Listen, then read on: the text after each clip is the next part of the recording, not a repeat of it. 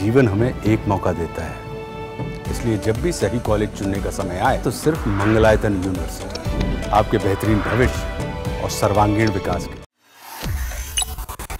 Yemen में भारतीय nurse Nimisha प्रिया की फांसी की सजा को टाल दिया गया है। अब इस पर विदेश मंत्रालय का बड़ा बयान सामने आया है। भारत के विदेश मंत्री एस जयशंकर और विदेश मंत्रालय के प्रवक्ता रणधीर जायसवाल हैं।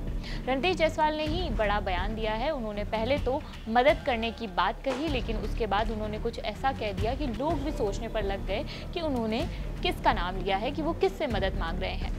दरअसल विदेश मंत्रालय के प्रवक्ता रणधीर जायसवाल ने उन्हें हर संभव मदद करने का भरोसा दिया है। रणधीर जायसवाल ने कहा कि अगर भारतीय सरकार उन्हें हर संभव सहायता दे रही है, उन्होंने आगे कहा, कानूनी सहायता दी गई है और परिवार की सहायता के लिए एक वकील नियुक्त किया गया है। हम इस मुद्दे को सुलझाने के लिए स्थानीय अधिकारियों और उसके परिवार के संपर्क में हैं।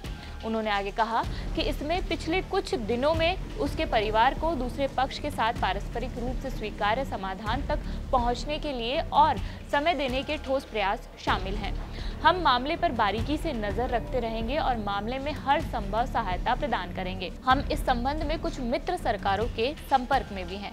अब इसमें यह सोचने वाली बात है कि विदेश मंत्रालय के प्रवक्ता रणधीर जायसवाल किन मित्र सरकारों की बात कर रहे हैं। आपको बता दें कि यमन में भारतीय नर्स निमिषा प्रिया की फांसी की सजा फिलहाल टाल दी गई है। निमिषा प्रिया पिछले 8 साल से यमन की जेल में बंद है और वहां की सर्वोच्च अदालत ने उन्हें हत्या के जुर्म में फांसी की सजा सुनाई है। भारत सरकार की तरफ से उन्हें रिहा कराने की तमाम कोशिशों के बावजूद पिछले दिनों निमिषा प्रिया को 16 जुलाई 2025 को फांसी दे देने की तारीख तय की गई थी। विदेश मंत्रालय के सूत्रों ने बताया कि स्थानीय प्रशासन ने भारतीय नर्स को बुधवार को दी जाने वाली फांसी की सजा फिलहाल स्थगित कर दी है। इस बारे में भारत के सुप्रीम कोर्ट में भी एक मामला दायर किया गया था।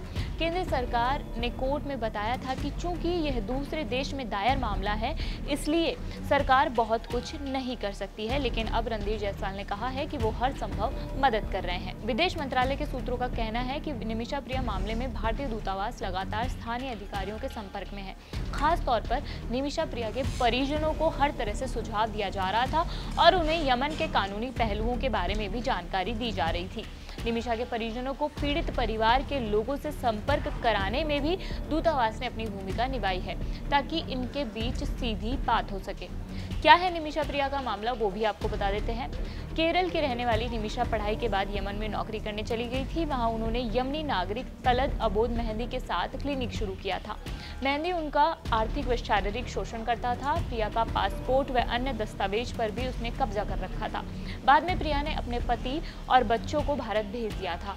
यमन अदालत में दर्ज मामले के मुताबिक अपना पासपोर्ट हासिल करने के लिए भारतीय नर्स निमिषा प्रिया ने मेहंदी को बेहोशी का इंजेक्शन दिया था, लेकिन इसकी वजह से उसकी मौत हो गई थी।